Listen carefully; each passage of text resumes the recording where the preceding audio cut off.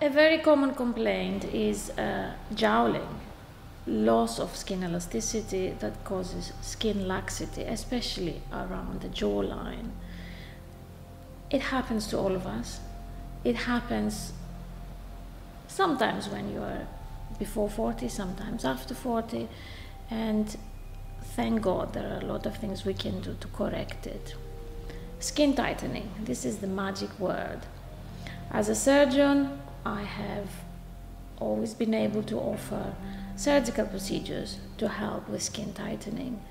However, there are options that are non-surgical. There are devices now that have been researched and are continuing to be researched that help us to improve and help us to correct jowling and help us to, let's say, restore skin to its previous position.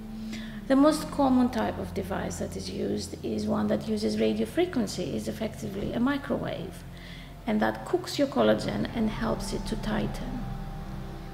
It is obviously a process that the patient has to go through, and it can be quite uncomfortable, while at the same time there is a degree of swelling and redness for a few days. However, the results are worthwhile.